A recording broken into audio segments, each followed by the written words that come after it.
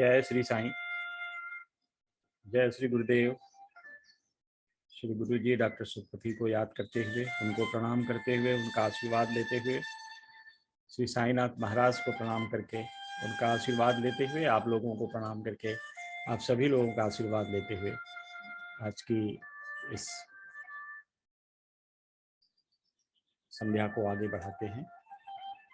एक बार फिर से पूज्य गुरु जी डॉक्टर चंद्रभानु सुखपति जी को प्रणाम करते हुए संध्या को आगे बढ़ाते हैं। उनका आशीर्वाद है कि हम लोग यहाँ जुड़ जाते हैं और मिल पाते हैं, एक दूसरे से मुखातिब होते हैं, बाबा के श्री चरणों की व्याख्या करते हैं, बातचीत करते हैं, उनके लीलाओं का वर्णन करते हैं। तो चलिए, आज पिछली बार हम लोगों ने 25वें अध्याय पे परिचर्चा की थी और 25वां अध्याय में हेमाद पंत जी ने एक प्रार्थना लिखी थी बाबा श्री साईनाथ महाराज की, और अनाज के सौदे की बात हमने करी थी। दामू अन्ना कसार को बाबा ने कैसे उनके बिजनेस से लॉस होने से, उनको हानि होने से बचाया। फिर आम के लीला की खेल कैसे बाबा ने उनको आम के द्वारा उनको संतति प्राप्ति कराई। सो इन लीलाओं के बाद और सच्चिदानंद साईनाथ ने पिछले अध्याय में ये कहा था कि मुझ पर पूर्ण विश्वास रखो, और यद्यपि मैं देह त्याग कर चला भी जाऊंगा, परंतु मेरी अस्थियां आशा और विश्वास का संचार करेंगी। यह एक बहुत बड़ा आश्वासन सच्चिदानंद साईनाथ ने हम भक्तों को दिया है। बाबा, क्योंकि अक्सर लोगों के मन में जो उस समय बाबा के समकालीन थे, उनके मन में ऐसी व्यथा उत्पन्न होती थी, ऐसे दुख आते थे कि सच्चिदानंद साईनाथ महाराज अभी तो जीवन काल में हैं, तो हम लोगों को सब सहायता मिलती है, उनका आशीर्वाद मिलता है, उनका सत्संग प्राप्त होता है, उनका सानिध्य प्राप्त होता है। लेकिन जिस दिन सच्चिदानंद साईनाथ महाराज महासमाधि ले लेंगे, तब हम भक्तों का क्या होगा? हम किसके पास जाएंगे अपनी समस्याओं का समाधान कराने के लिए, अपने दुखों का नाश करने के लिए? किसके पास जाएंगे और कैसे होगा हमारा जीवन? चलेगा कैसे जीवन? क्योंकि आज जो कुछ भी है वो सच्चिदानंद साईनाथ महाराज की दी हुई चीजें हैं और सच्चिदानंद साईनाथ महाराज की कृपा से चल रही हैं। तो ऐसा सोचकर भक्तों के मन में कई प्रकार के दुख आते थे, परेशान होते थे भक्त। तब सच्चिदानंद साईनाथ महाराज ने कहा कि यद्यपि मैं देह त्याग कर चला भी जाऊंगा, तो भी मेरी अस्थियां आशा और विश्वास का संचार करेंगी। वो शब्द आशा और विश्वास। जिस भक्त को मेरे ऊपर, यानी उसको अपने सदगुरु के ऊपर विश्वास होगा, तो सदगुरु के जीवन काल में और सदगुरु के चले जाने के बाद भी सदगुरु की जो गुरु तत्व है, गुरु शक्ति है, वह उस भक्त का ध्यान रखेगी। उसका जैसे पहले उदर पोषण और समस्याओं का समाधान करती आ रही थी, उस बाबा के या गुरु के महासमाधिग्रस्त होने के बाद भी उसी तरह से उनकी सहायता पहुंचती रहेगी, मिलती रहेगी। सच मानिए, ये कितना बड़ा आश्वासन था। इससे बड़ा आश्वासन हमारे जीवन में और क्या हो सकता है कि जब सदगुरु खुद कह रहे हैं कि तुम्हें चिंता करने की आवश्यकता नहीं है, क्योंकि अगर मैं हूं तो हूं ही, नहीं हूं तो भी तुम्हारी हर चीजों का, तुम्हारे रहन सहन का, तुम्हारे सुख दुख का मुझे भास है और मैं ध्यान रखूंगा। इतनी बड़ी आश्वासन लेने के बाद किस भक्त का मन श्री साईं के चरणों में नहीं लगेगा? और ऐसी लीलाएं भरी पड़ी हैं सच्चिदानंद साईनाथ की, जहां पे बाबा ने भक्तों की सहायता हर समय की। कभी भी ऐसा समय नहीं आया जब सच्चिदानंद साईनाथ महाराज ने अपने भक्तों की सहायता नहीं की हो। जब भी भक्त आर्तनाद से अपने साईं को पुकारता है, किसी विपत्ति में आता है, जब साईं को पुकारता है, तो सच्चिदानंद साईनाथ महाराज सदैव उस भक्त की सहायता के लिए तत्पर रहते हैं। इसमें कोई संशय नहीं है। तो बाबा के इसी आश्वासन के साथ आज हम चल बढ़ते हैं अध्याय 26 यानी 26 की तरफ, जिसमें हम बाबा की 3 कथाएं देखेंगे, 3 लीलाएं देखेंगे। खास तौर से हेमाद पंत जी ने इसमें अध्याय का प्रारंभ बड़े आध्यात्मिक तरीके से किया। आध्यात्मिक तरीके से क्यों? क्योंकि आध्यात्मिक चिंतन का उन्होंने एक पैरा इसमें जोड़ा शुरुआत में ही। उन्होंने कहा कि इस सृष्टि में तुम्हें जड़ चेतन जीव अजीव जो भी दिखाई पड़ रहा है वह सब ब्रह्म है। एक सेंटेंस इन्होंने लिखा कि यह पूरी सृष्टि ही ब्रह्म से ओतप्रोत है। यानी हम लोग जब कहते हैं कि यह संसार भगवान का बनाया, श्री हरि का बनाया, नारायण का बनाया, उन्हीं द्वारा संचालित होता है, तो वो बात हेमांत पंत ने सचरित्र के इस अध्याय के शुरुआत में लिखी कि इस सृष्टि में जो भी स्थूल हो, सूक्ष्म हो, चेतन हो, जड़ हो, हम जो कुछ भी देख पाते हैं, हमें जो कुछ भी दृष्टिगोचर होता है, वह सब एक ब्रह्म है। और उसके अलावा इस दुनिया में कुछ नहीं है। इसको हम कैसे देखते हैं? देखिए, इसमें कहा गया है ब्रह्म सत्य जगत मिथ्या। आदि शंकराचार्य ने कहा ब्रह्म सत्य जगत मिथ्या। इस संसार में ब्रह्म के अलावा जो कुछ भी है सब छलावा है, मिथ्या है, संसार चलावा है, लेकिन एक सत्य है ब्रह्म। इसी को अगर हम देखें, इस्लाम में कुरान शरीफ कैसे कहते हैं, ला इलाही इल्लल्लाह, यानी there is nothing other than God, Allah. इनके अलावा, अल्लाह के अलावा इस सृष्टि में कुछ नहीं है। उनका धर्म भी यही कहता है। वेद में चलिए तो ऋग्वेद कहता है एकम सत विप्र बहुधा वदंती, कि सत्य तो सिर्फ एक है। विद्वान लोग इस सत्य को तरह तरह की भाषा में बार की अलग अलग ढंग से प्रस्तुत करते हैं, लेकिन सत्य तो सिर्फ एक है। एकम सत्य विप्र बहुधा वदंती। और अब ये इतनी चीज जो शास्त्र लिखते हैं कि ब्रह्म सत्य जगत मिथ्या, हम सब जानते हैं कि सृष्टि में भगवान के अलावा कुछ नहीं है, सब ब्रह्ममय है, सब हम में ब्रह्म है, आप में ब्रह्म है, जीवों सभी जीवों में ब्रह्म है, अजीवों में ब्रह्म है, ब्रह्म हर जगह है, ब्रह्म के बिना इस सृष्टि में कुछ नहीं है, बाकी सब छलावा है, ये हम सब जानने लगे हैं। और इसी सत्यता को पहचान करके हम जीवन को आगे ले चलते हैं। लेकिन जरा अपने ऊपर एक छोटा सा विचार करके देखिए कि क्या हम सत्यता के साथ इसी चीज को मानते हैं कि सिर्फ ब्रह्म सत्य है, बाकी यह संसार छलावा है। पढ़ने पढ़ने पढ़ने के समय पे अच्छा लगता है, सुनने के समय पे अच्छा लगता है, सत्संग में जाते हैं तो कहने में अच्छा लगता है, बट होता ऐसा है कि हम उस सत्य को पहचान नहीं पाते। जानते जरूर हैं, सुनते जरूर हैं, समझने की का प्रयास भी करते हैं, लेकिन पूरी पूरी पूरी तरह से हम उसको मानते नहीं हैं। तो इसलिए ये हम क्यों नहीं मान पाते? क्योंकि यह माया का खेल है, माया भी हरि की रचना की हुई चीज है।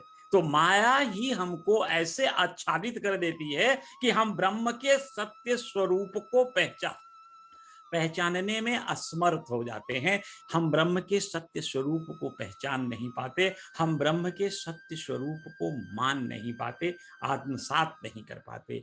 यह माया है बीच में, जो सत्य स्वरूप को नहीं हम रियलाइज कर पाते। जैसे देखिए, अंधेरे में कोई रस्सी पड़ी है, तो बाह्य रूप से हमने देखा तो रस्सी हमें कई बार सांप की तरह दिखाई पड़ती है, तो सांप होने का आभास होता है और हम डरकर भाग जाते हैं।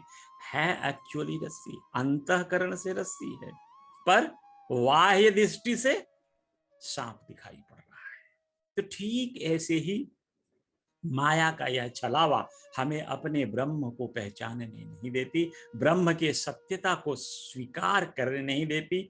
सो इस माया का ही जाल है, और माया भी हरि की ही बनाई हुई है।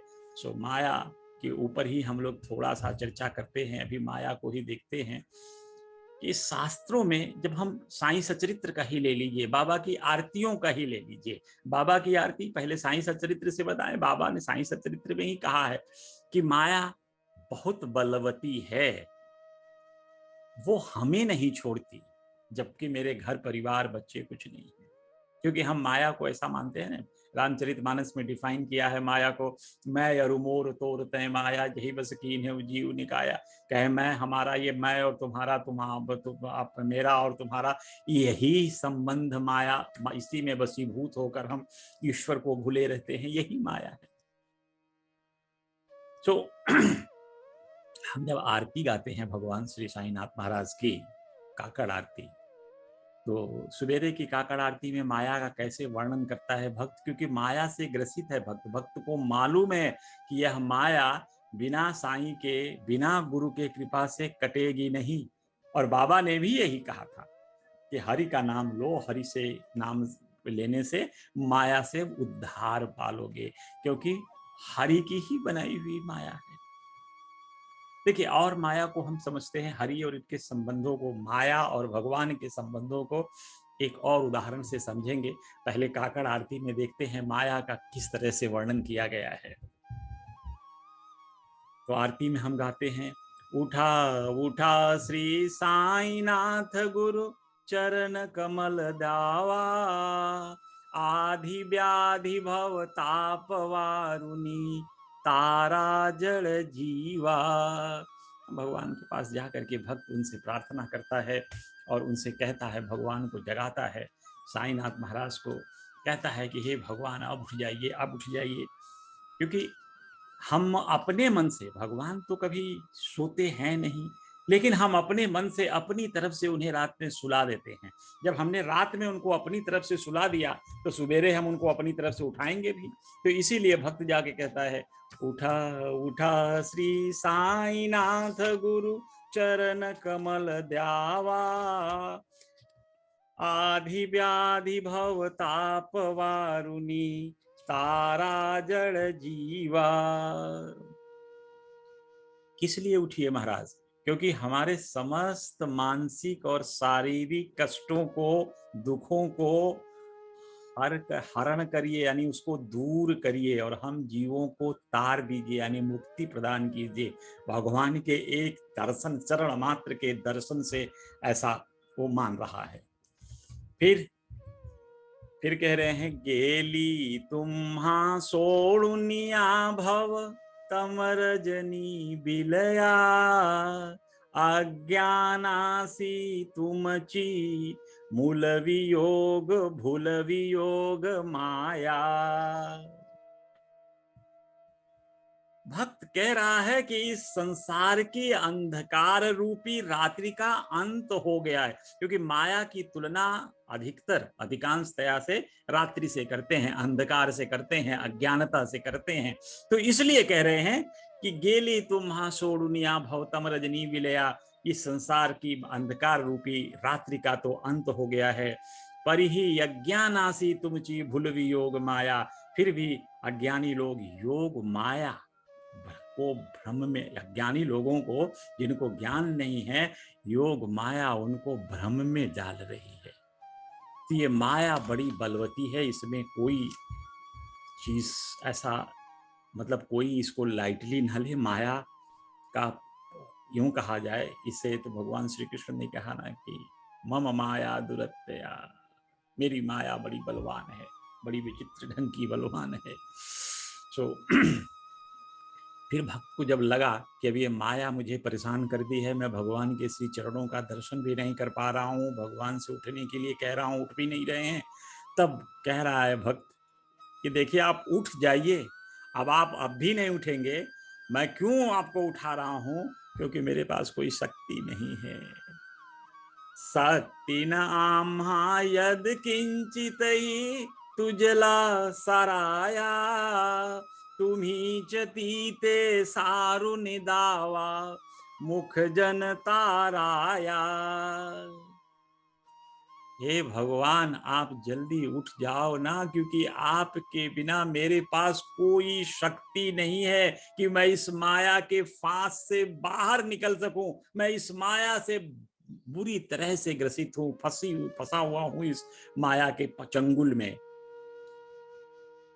एक रास्ता है भगवान, यदि आप उठ करके अपना दर्शन दे दे, तुम ही चतीते सारुन दावा, मुख जन ताराया। हे भगवान, अगर उठ करके आप दर्शन दे दो, आपका साक्षात्कार मुझे मिल जाए प्रभु, सो हम कर सकते हैं, ऐसा मेरा विश्वास है।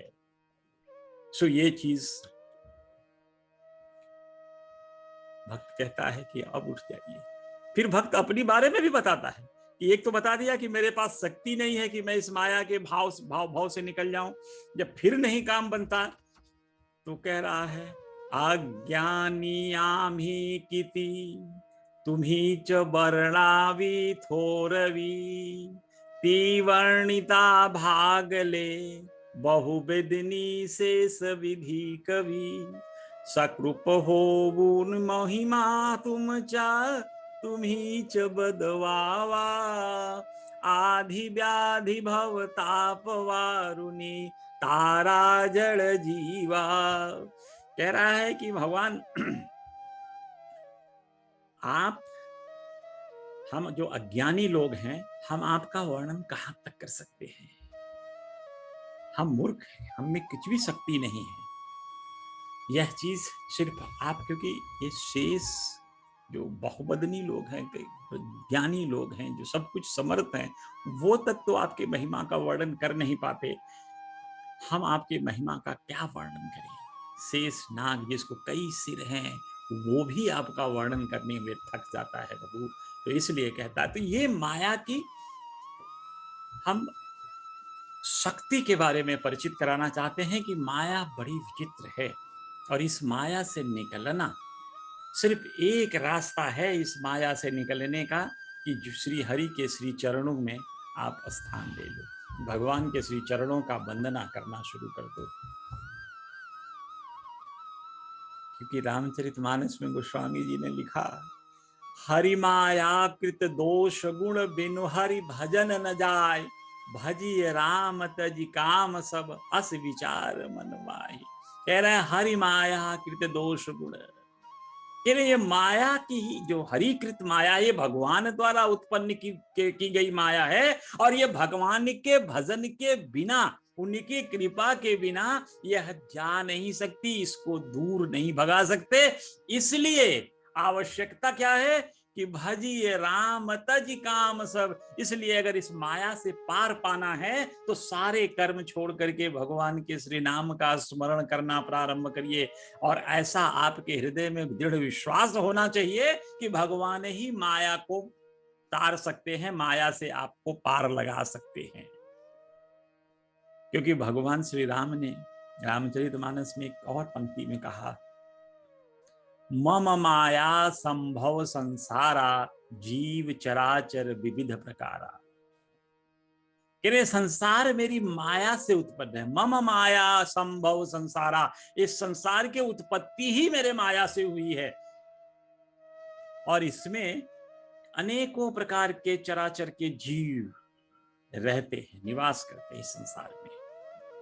सब मम प्रिय, सब मम उपजाए। भगवान इसको स्पष्ट रूप से कह रहे हैं, भगवान श्री राम, कि ये जितनी भी इस सृष्टि में जीव हैं, ये सब जीव, सब प्राणी मुझे अत्यंत प्रिय हैं, लेकिन सबसे अधिक मनुष्य मोहि भाए। ये मनुष्य जो जितने हैं इस संसार के, वो मुझे सबसे प्रिय हैं। सभी प्राणियों में मनुष्य से ज्यादा प्यार करते हैं भगवान। तो मनुष्य योनि में, क्योंकि भगवान ने आपको विवेक दिया है कि आप भगवत कथा को जान सके, भगवान के गुणों को जान सके, ताकि उनको आप भजन कीर्तन करते हुए, उनकी भक्ति करते हुए आप अपने आप को मोक्ष के द्वार पर ले जाएं। तो इसलिए भगवान चाहते हैं कि यही एक योनि है जहां मनुष्य अपने आप को मोक्ष प्राप्त करा सकता है। इसलिए भगवान को मनुष्य बहुत प्रिय है, सबसे अधिक मनुष्य मोहि भाए। फिर भगवान राम एक जगह कहते हैं, एक्चुअली रामचरितमानस में जहां जहां माया का उदाहरण था, मैंने ले लिया कि समयाभाव से मैं उस सारे उदाहरण को तो एक साथ नहीं ला पाऊंगा, लेकिन जहां जहां कुछ कुछ छोटी छोटी चीजें मुझे मिली माया के बारे में। तो वो एक जगह भगवान कहते हैं, माया वस्य जीव अभिमानी, ईश्वस्य माया गुण खानी। कहते माया अवश्य जीव अभिमानी, माया के बस में हो करके जीव को अहंकार उत्पन्न होता है। तो अहंकार जो एक दुर्गुण है, उसके पीछे भी माया का ही हाथ है। आप अहंकारी अगर हो रहे हैं तो कहीं ना कहीं यह माया का ही गुण है कि आपको अहंकारी बना रही है। इसलिए इस माया से बचने के लिए, यानी अहंकार को दूर करने के लिए, एक रास्ता बचता है कि भगवान के श्री चरण में जाए। क्योंकि ईश्वस्य माया गुण खानी, ये तीनों गुण वाली माया भगवान के बस में है। जीव जितने हम लोग हैं वो माया के बस में हैं, लेकिन माया किसके बस में है? माया तो भगवान के बस में है।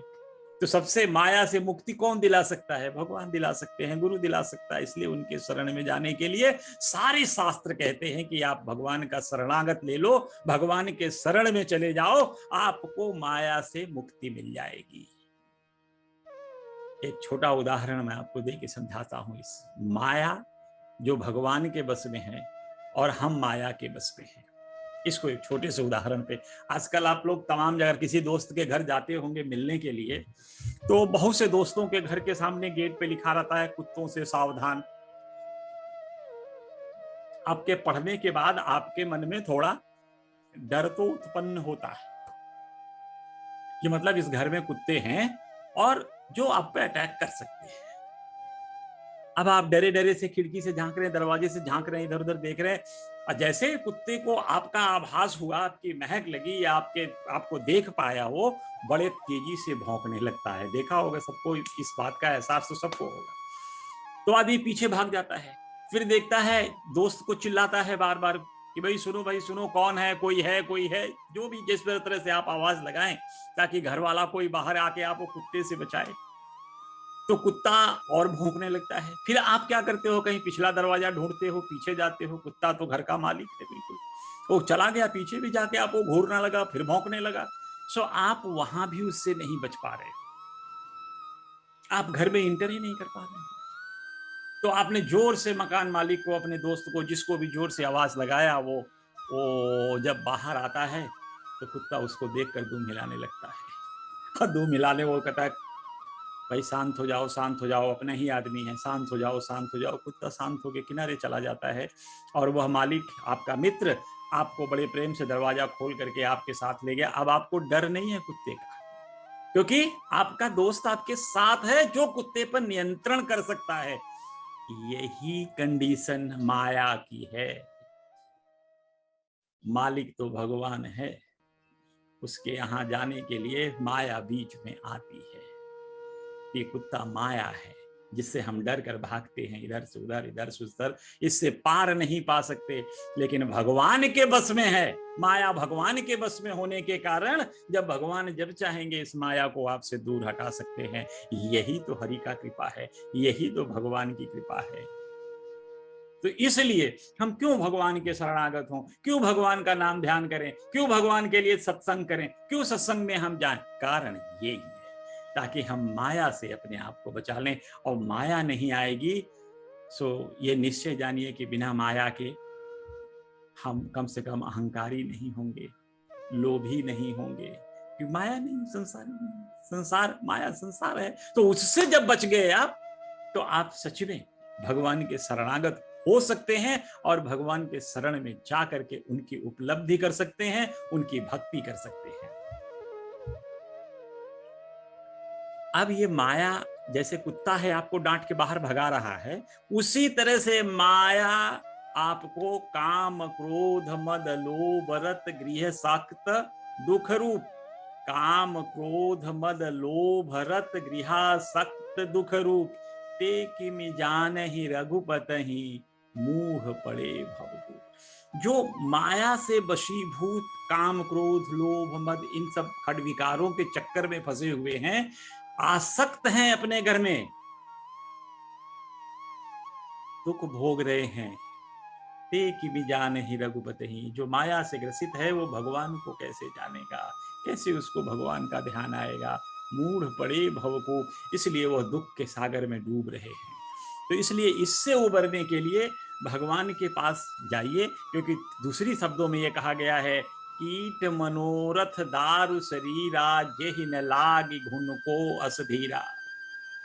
सुत बित लोक ईस ना तीनी, केहि के मति इन्ह कीन न मलीनी। कह रहे कीट मनोरथ, जो हमारी मन की इच्छाएं हैं, इच्छा कि अभी ये बनना है, ये बनने, जो इच्छाएं हैं वो कीड़े की तरह से हैं। और ये शरीर लकड़ी है, तो अब लकड़ी में कीड़ा लगा तो लकड़ी कितने दिन सरवाइव करेगी, आप ये समझ लीजिए। तो इन इच्छाओं के वशीभूत हो करके जीवन यापन करना बड़ा दुरूह है, दुष्कर है, कठिन है। सो इसलिए इन जो विचार, जो हमारे जो मनोरथ हैं, इनको छोड़ना है। और हमारी मनोरथ क्या है कि हमें ऐसा कोई कौन है जिसकी इच्छा नहीं होती, पुत्र की, धन की, लोक प्रतिष्ठा की। तो यही इच्छाएं, यही मनोरथ आपको आगे माया के चंगुल में फंसाते हुए चली जाती है। यह सब माया कर परिवारा, प्रबल अमित को बर नहीं पा रहा। ये जितने खडविकार हैं, यह माया के परिवार हैं, और इनसे प्रबल हम तो सोच भी नहीं सकते कि कोई इनसे बलवान भी है। क्योंकि एक जगह गोस्वामी तुलसीदास जी लिखते हैं, शिव चतुरानन जाहि डेराई। कह रहे ब्रह्मा और शिव भी इस माया से डरते हैं। तो जब ब्रह्मा और शिव माया से डरते हैं, तो हमारी क्या औकात है कि हम माया से नहीं डरेंगे। सो बिन सत्संग न हरि कथा, तेहि बिन मोह न भाग।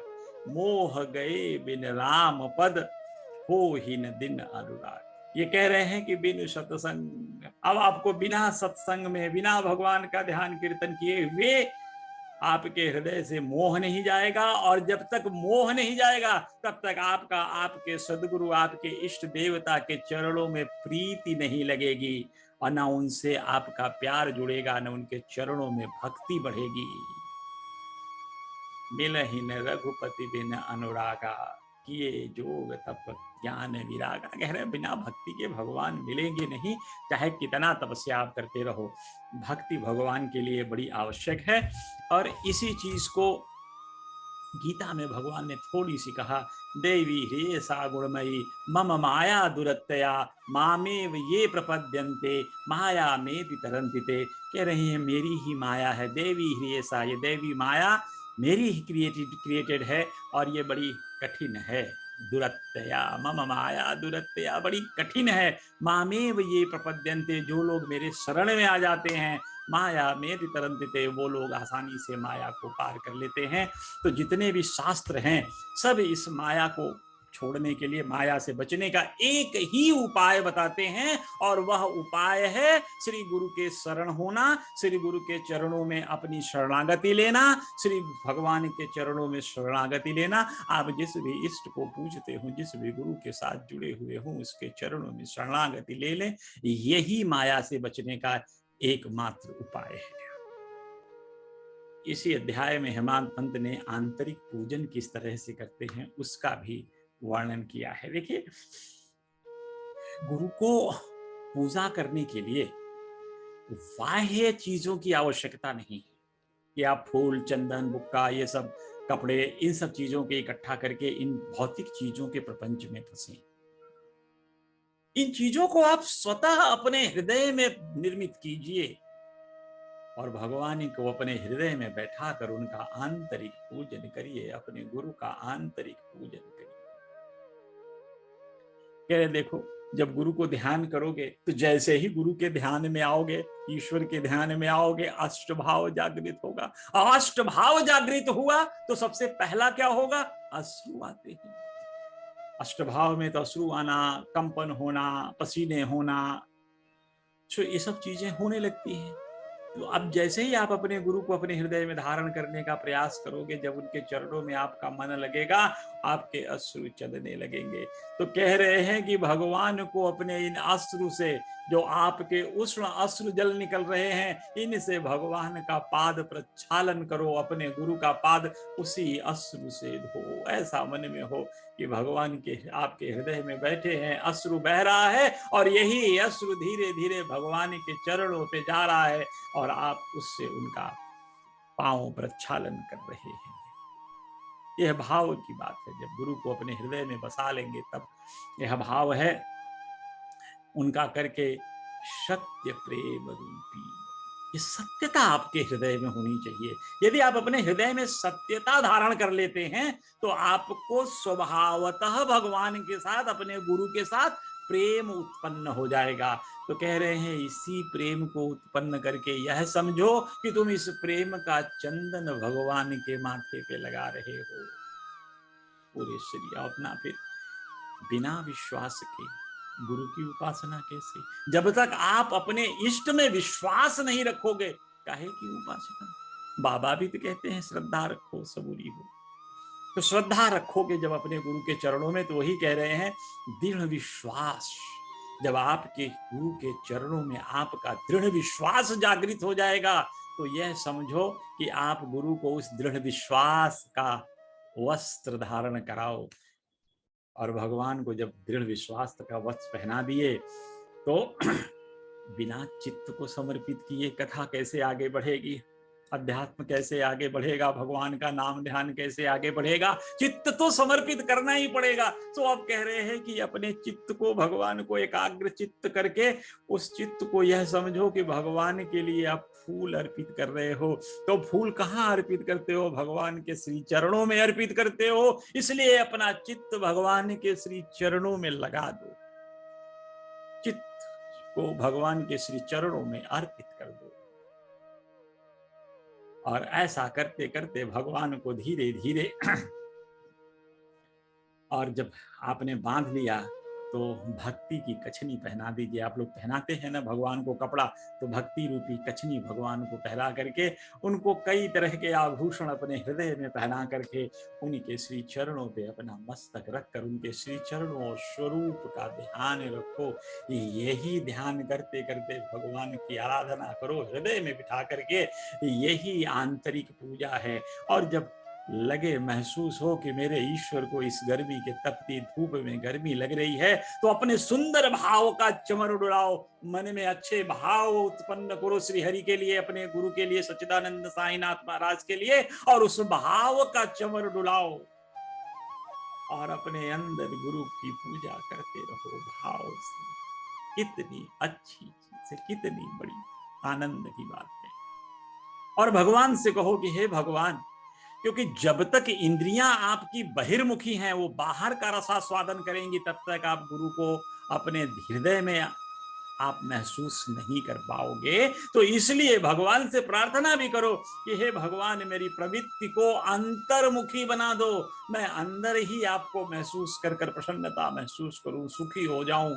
मेरे मेरे मेरे मेरे सत्य और असत्य के बीच में विभेद करने की क्षमता दे दो प्रभु, ताकि मैं इन असत्य जो आस्तिक चीजें हैं, जो जो जो सांसारिक चीजें हैं, आसक्ति है, उनसे दूर अपने आप को कर रखूं भगवान। ये मेरी काया प्राण आपके चरण में अर्पित करते हैं। कायेन वाचा मनसेन्द्रियर्वा बुद्ध्यात्मना भा प्रकृति स्वभावा करोमि यज्ञं सकलं समर्पण नारायणायति समर्पयामि। मैं ये सब कुछ आपके श्री चरणों में समर्पित कर रहा हूं। और एक प्रार्थना जरूर करना है कि भगवान, इन मेरी आंखों को अपनी आंख बना लो, ताकि हमें सुख और दुख का अनुभव ही ना हो। यही देखती है ना बार बार कि कितना दुखी संसार है। तो इसलिए भगवान, इन आंखों को अपनी नेत्र बना लो, ताकि मुझे सुख और दुख का कोई अनुभव ना हो। हे मेरे साईं, मेरे शरीर और मेरे मन को तुम अपनी इच्छा अनुसार चलने दो। इस शरीर का सारथी तुम बनो, तुम इसे अपनी इच्छा से मेरे मन को भी चलाओ, मेरे शरीर को भी चलाओ, तथा चंचल मन को अपने श्री चरणों की शीतल छाया में विश्राम दो। यानी मन की चंचलता दूर करो भगवान। अगर चंचलता दूर नहीं हुई तो मैं कुछ कर नहीं पाऊंगा। इतनी आंतरिक पूजा करने के बाद आज की मुख्य कथा पे लौटते हैं, जहां भक्त श्री पंत जी की कथा है। एक भक्त थे जिनका नाम था पंत, और वो किसी दूसरे सदगुरु के शिष्य थे, साईं बाबा के शिष्य नहीं थे। तो उनको एक बार शिरडी पधारने का सौभाग्य प्राप्त हुआ था। हुआ एक्चुअली ये था कि वो रेल से यात्रा कर रहे थे तो कुछ मित्र उनके मिल गए, तो सब लोगों ने कहा कि भाई चलो शिरडी चलते हैं, शिरडी चलते हैं। तो होती है ना कि जब सब लोग साथ चलने की बात आती है तो मन करता है चलो अच्छा हम भी दर्शन कराते हैं। संत के दर्शन तो दुर्लभ होते हैं और जब सौभाग्य जागृत होता है तभी संतों के दर्शन होते हैं। तो इसलिए पंत जी के भी हृदय में आया बात कि चलो बड़ी अच्छी चीज कह रहे हैं लोग, सब लोग चलना ही चाहते हैं तो मैं भी चल लेता हूँ। और लिहाजा वो भी चलने को तैयार हो गए। जब लोगों ने इनसे कहा था कि भाई आप चलिए तो चल पड़े। तो चल पड़ने के लिए आए, बॉम्बे में अपने सब सामान वामान इकट्ठा किए, रास्ते का खर्चा वर्चा लिया और सब तैयारी करने के बाद ये चलने के लिए उद्धरित हो गए। और चलने के लिए जब उद्धरित हो गए तो शिरडी पहुंचे सब दोस्तों के साथ। देखिए मित्र मंडली के साथ जब आप शिरडी की यात्रा करते हो ना तो रास्ते भर बाबा के गुणों का वर्णन होता चलता है, ये बड़ा अच्छा लगता है। हर आदमी अपनी अपनी संस्मरण सुनाता है रास्ते भर कि मैं जब गया था तो सच्चिदानंद साईं नाथ के दर्शन किस तरह से मिले थे, कैसे मेरे जीवन में सच्चिदानंद साईं नाथ का प्रादुर्भाव हुआ और कैसे सच्चिदानंद साईं ने हमको तारा, कैसे हमारा उद्धार किया, कैसे हमें विपत्ति से निकाला। इन सब बातों को सुनते सुनते मन में एक आत्मविश्वास जागृत होता है। जब तक आप श्री गुरु के चरणों के दर्शन के लिए पहुंचते हैं तब तक आप उस दर्शन के लिए अपने मन से तैयार होते हैं, व्याकुल होते हैं। और यही व्याकुलता श्री हरि के पास ले जाती है आपको।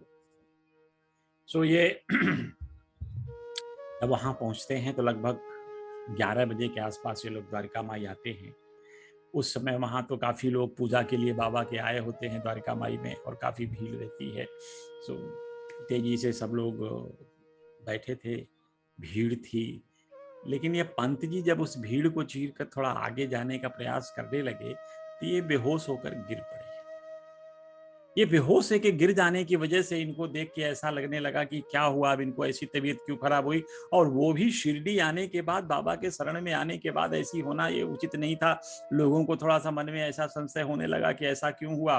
तो लोगों ने उनके ऊपर थोड़ा जल और डाला, उन्होंने आंखें खोली। जैसे ही आंखें खुली तब बाबा तो त्रिकालदर्शी, उनके समझ में आ गया कि किसी और खूंटे से आया है, किसी और गुरु का शिष्य है।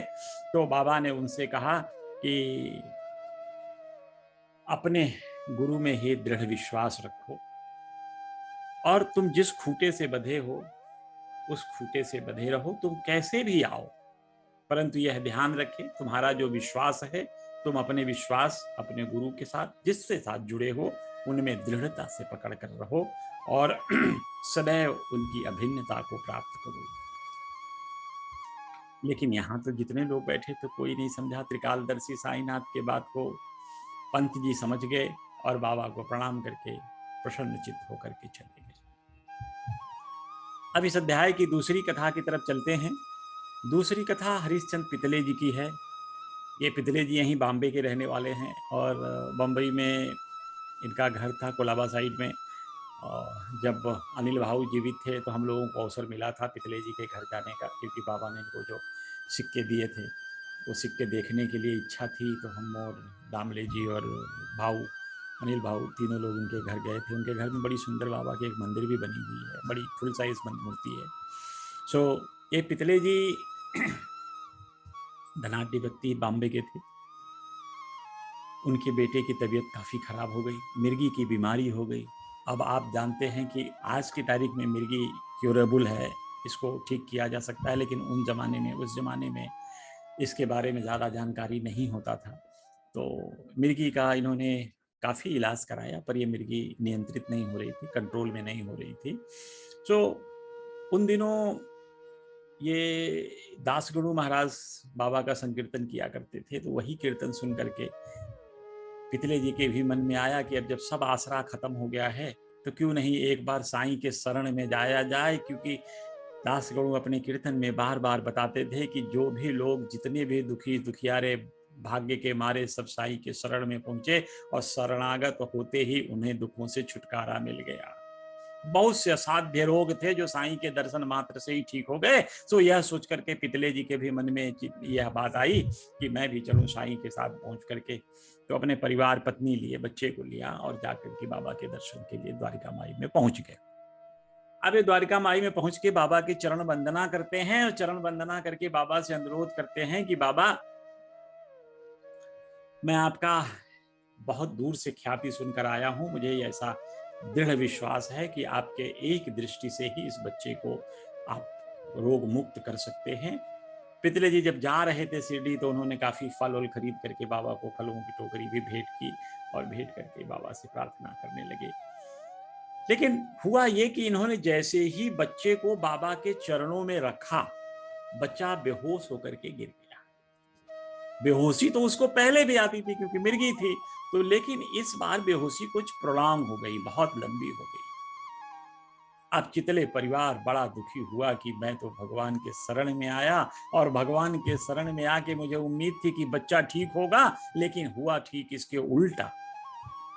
तो इसलिए उनके मन में बड़ा दुख हुआ। भगवान श्री साईनाथ महाराज तो उनके दुख को समझ गए, हृदय की गति समझते थे, तो उन्होंने कहा घबराओ मत, आधे घंटे के बाद ये ठीक हो जाएगा। क्योंकि उस समय उनकी माँ के बीच अंदर जो हृदय था उसमें ये बात चल रही थी कि जैसे किसी डकैत या किसी आदमी के डर से आदमी किसी घर में भागे, या बाकी तेज बारिश हो रही है उसके डर से किसी घर में जाए और घर ही गिर जाए, तो ये बड़ी विपत्ति हो गई। वो तो बाबा के पास आए थे रोग ठीक करने और रोग इतना बढ़ गया कि वो परेशान हो गए। तो बाबा ने कहा कि ऐसा घबराओ मत, तुम जाओ जहाँ रह रहे हो वहाँ आधे घंटे के बाद ये ठीक हो जाएगा। सो अब ये जब वहाँ से चले तो जैसे ही यहाँ पहुँचते हैं अपने घर में ठिकाने पे जहाँ रहना है इनको, उस ठिकाने पर पहुँचते ही बच्चे की तबीयत बिल्कुल ठीक हो गई। अब बच्चा चंचल हो गया, अब धीरे धीरे इसकी वो मूर्छा भी कम हो गई। सब तो ये लोग बड़े प्रसन्न हुए, इतना खुश हो गए कि इन्होंने, चूंकि ये तो थे ही धनाढ्य तो थे ही, तो इन्होंने काफी फल फूल मेवे प्रसाद सब कुछ लगाया और सब में बांटना शुरू कर दिया। और बाबा के पास भागे दर्शन के लिए, उनके चरण पे गिर के चरण वंदना करने लगे, पाद सेवन करने लगे। तब बाबा कह रहे हैं क्या रे, अब तुम्हारी सब शंकाएं मिटी या अभी भी कुछ शंकाएं शेष हैं तुम्हारी? देखो, जिसका अपने ईश्वर में सदगुरु में दृढ़ विश्वास होता है, श्री हरि श्री गुरु उसकी रक्षा अवश्य करते हैं, इसमें कोई संशय नहीं है। ये सच्चिदानंद साईनाथ महाराज ने पितले जी को बताया। सो अब पितले जी के पास तो एक ही रास्ता था, आंखों से आंसू बह रहे थे, बाबा के चरण दिख रहे थे, कृतज्ञ उनके चरणों पे बार बार गिर रहे हैं। और इनकी भक्ति देखकर सच्चिदानंद साईनाथ महाराज बड़े खुश हुए। और 2-3 दिन रहने के बाद, पूजन करने के बाद, हरिश्चंद्र पितले जी ने बाबा के पास जाते हैं और बाबा से चरण वंदना करके उनसे बॉम्बे वापस आने की आज्ञा प्राप्त करने के लिए जाते हैं और बाबा से आज्ञा जाने के लिए आज्ञा मांगते हैं कि प्रभु मुझे आज्ञा दीजिए, सो मैं यहाँ से जाऊँ, आपकी बड़ी कृपा थी। अब हुआ यूं कि जब बाबा ने कहा, अच्छा बापू ध्यान रख, पिछली पहले मैंने तुमको 2 रुपए दिए हैं, अब मैं तुम्हें 3 रुपया और देता हूं, ये अपने पूजा गृह में रख के नित्य इसकी पूजन करो, इसलिए इससे तुम्हारे ऐसे कृत्य से तुम्हारा बड़ा कल्याण होगा। तो यही वो सिक्के थे। हमने सचरित्र में पढ़कर पितले जी के पास हम लोग गए थे देखने के लिए कि बाबा के दिए हुए सिक्कों के दर्शन हो जाए, पर उन्होंने एक पोटली में ढेर सिक्के मिला रखे थे। कह रहे हैं कि भाई विस्मृत हो गया है कि बाबा के दिए कौन सिक्के हैं, पर हैं इसी में कोई। तो हमने खैर बाबा का प्रसाद समझ कर उन्हें प्रणाम किया। तो ये बाबा ने कह दिया कि 3 रुपए ये पकड़ो, 2 रुपया तुमको मैंने पहले ही दे दिया है। पितले जी उस समय तो बाबा को प्रणाम किए और मन ही मन में परेशान हैं कि बाबा के पास तो मेरी पहली मुलाकात है, ये हमको 2 रुपए पहले दिए कब? तो ये चीज इसी उधेड़-बुन में इसी को समझते हुए, इसी गूढ़ बात की एनालिसिस करते हुए सोच रहे थे कि इसका हल कैसे निकले। वो बॉम्बे चले आए और बॉम्बे जब उनकी माताजी से उनका मुलाकात हुआ तो माताजी से उन्होंने कहा कि माँ बड़ा अच्छा रहा, बेटा ठीक हो गया, बाबा की बड़ी कृपा थी। पर माँ मुझे एक चीज समझ में नहीं आई कि बाबा ने कहा कि मैंने तुम्हें 2 रुपए पहले दिए हैं, अब ये 3 रुपए और ले जाकर के इसकी पूजा करो।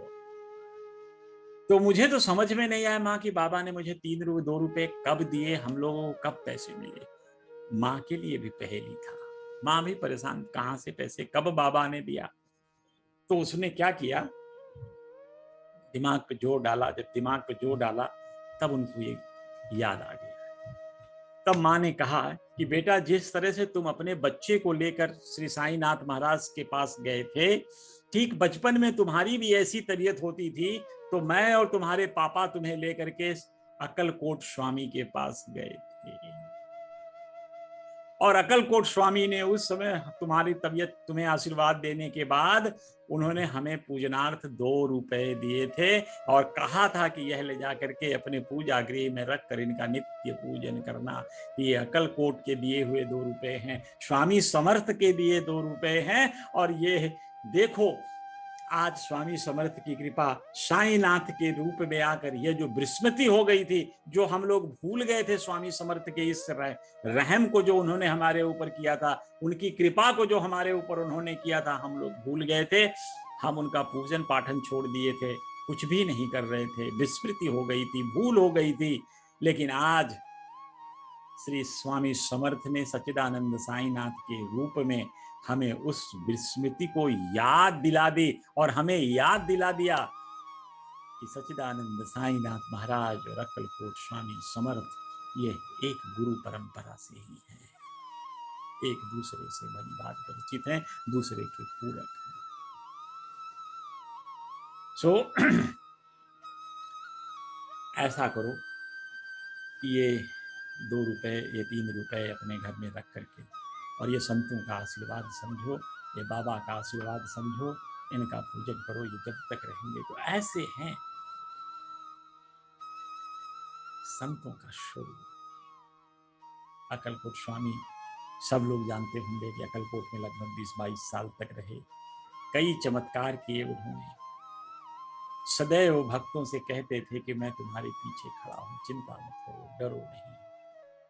तो ऐसे अक्कलकोट स्वामी और कई भी जगह हैं, आगे हम और देखेंगे कि अक्कलकोट स्वामी की कैसे कृपा साईनाथ के रूप में। तो ये एक संबंध देता है, ये गुरु शक्ति के ऊपर प्रकाश डालता है।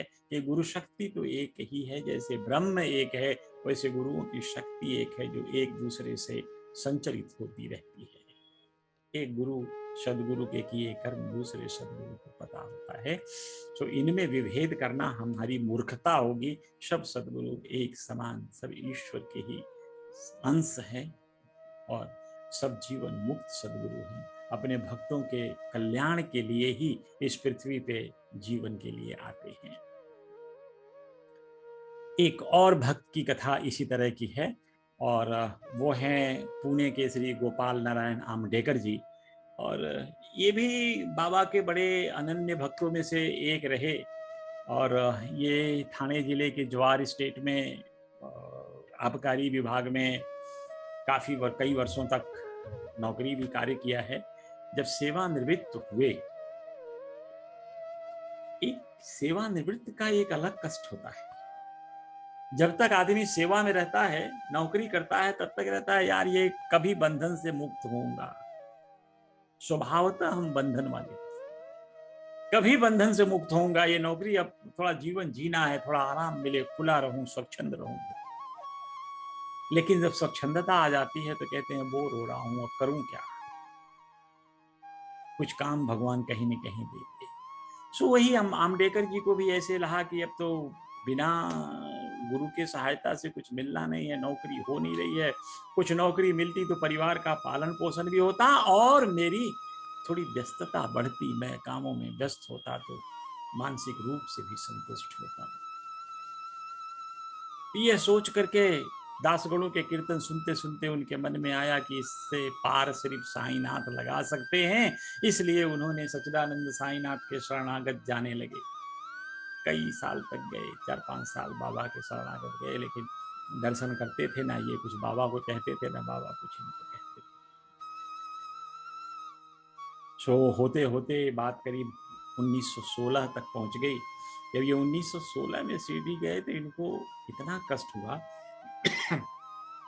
कि अब इस जीवन को छोड़ देना चाहिए, क्योंकि ये कष्ट अब नहीं चल रहा है। मैं अपने परिवार का बोझ भी नहीं उठा पा रहा हूँ, उनका भरण पोषण भी नहीं कर पा रहा हूँ, अपने पेट भरने के लिए भी कुछ नहीं कमा पा रहा हूँ। तो ऐसे बोझ वाले जीवन से क्या फायदा, इसलिए इन्होंने ठान लिया कि मैं अब आत्महत्या कर लूंगा, सुसाइड कर लूंगा। आ गए शिरडी पत्नी को लेके कि चलो आत्महत्या करूंगा तो उन्हीं के शरण में करूंगा, उन्हीं के पास रहा हूं, वही जानते हैं। इतने दिनों से मैं जाता रहा, कुछ नहीं किया उन्होंने।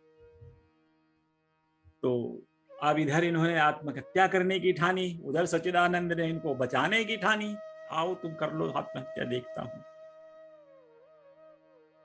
सो ये गए शिरडी में पत्नी को लेके, काफी 2 महीने तक रहे। 2 महीने तक इनको मौका नहीं मिला, हिम्मत नहीं जुटा पाए आत्महत्या करने का। एक दिन ये दीक्षित वाड़ा के सामने बैलगाड़ी पे बैठे बैठे सोचने लगे कि मैं कैसे प्राणांत करूं, आत्महत्या कैसे करूं, कहां जाके कैसे मरूं। तो उनको आया कि सबसे सरल उपाय है, यहीं बगल में कुआं है, इसी में कूद जाओ। जब ये कुआं में कूदने की बात सोचने लगे तो सच्चिदानंद ने इनको कुएं से बचाने की बात सोचने लगे कि इनको बचाऊं कैसे कुएं से। सो जब ये जा रहे थे वो कुएं के पास कूदने के लिए, तो वहीं सगुण मेरु नायक का भोजनालय था, अल्पाहार जलपान बनाते थे वहां पे। तो जब जाहे देखे तो इन्होंने उनको सगुण मेरु नायक से बात हुई। तो सगुण मेरु नायक को पहचानते थे, काफी दिन शिरडी आते जाते थे, तो वहीं चाय पानी होता था। तो इन्होंने क्या किया कि सगुण मेरु नायक से धीरे धीरे बात होते होते बात अक्कलकोट महाराज तक पहुंच गई।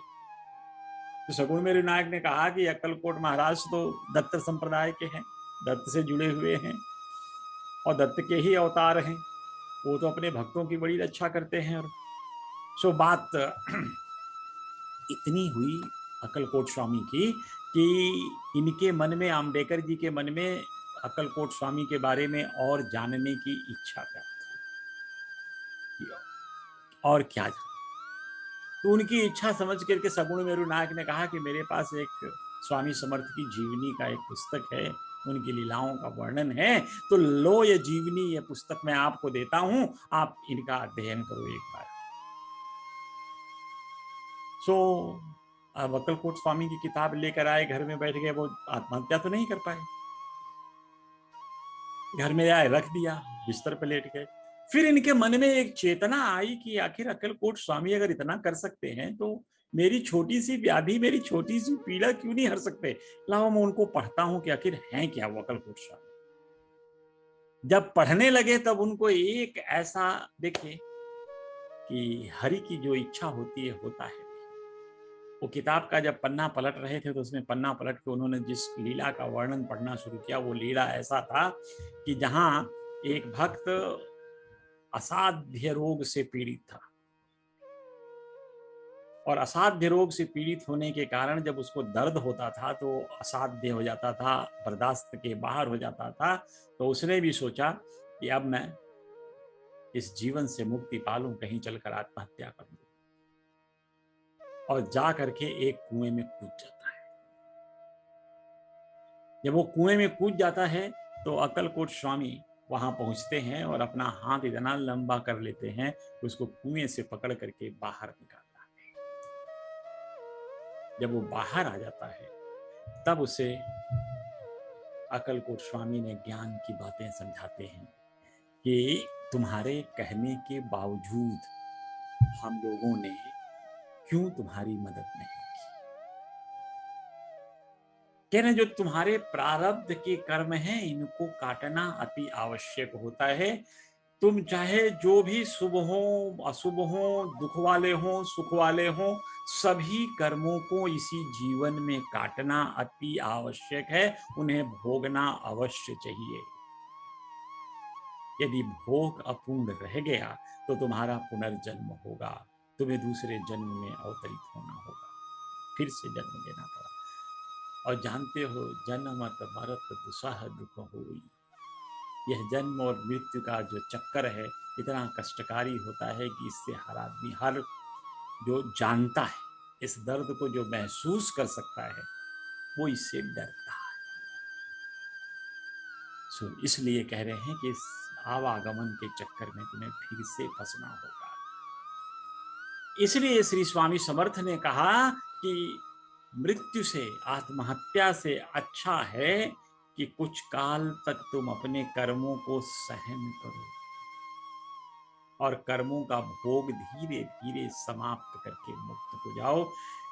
तुम्हारे इस कार्य में, जो तुम अपने कर्म को काट रहे हो, उस दर्द को झेल रहे हो, उसको दुख को झेल रहे हो, मैं इन दर्द में भी तुम्हारे साथ हूं। जो आपके सदगुरु, चाहे वो सच्चिदानंद साईनाथ महाराज हो, चाहे अक्कलकोट महाराज हो, चाहे कोई और गुरु हो, अपने भक्त के साथ सदैव चलते हैं। एक भक्त था, ऐसे ही उसने भगवान को उलाहना दे रहा था कि मुझे बड़ा कष्ट हुआ, मैं कीचड़ में फंस गया था, रात्रि में चल रहा था, बहुत दुख में था। आप तो कहते हो कि आप अपने भक्तों की रक्षा हर जगह करते हो, लेकिन मैं तो देखा, और आप कहते हो कि आप सबके पीछे पीछे चलते हो, लेकिन उस कीचड़ में देखा कि मेरे 2 ही पांव के निशान थे। आप मेरे साथ चलते तो आपके पांवों के भी निशान होते न भगवान। आप कैसे कहते हो कि आप अपने भक्तों के साथ रहते हो, आप तो मुझे छोड़ दिए, मैं तो आपके सहारे था। तो भगवान ने कहा, बेटा, ये जो 2 पांव के निशान हैं ना, ये तुम्हारे नहीं हैं, ये मेरे पांव के निशान हैं, क्योंकि तुम्हें तो मैं अपने गोद में लेकर चल रहा था। ये होते हैं सदगुरु, ये होती है उनकी कृपा। अपने भक्तों पे कैसी कृपा करते हैं, अपने भक्तों के दुखों को कैसे निपटाते हैं, कैसे अपने भक्तों के दुखों में पीछे खड़े रहते हैं। ये श्री अक्कलकोट स्वामी समर्थ से आप देखें, उनकी लीलाओं से देखें, श्री सच्चिदानंद साईनाथ महाराज की लीलाओं से देखें।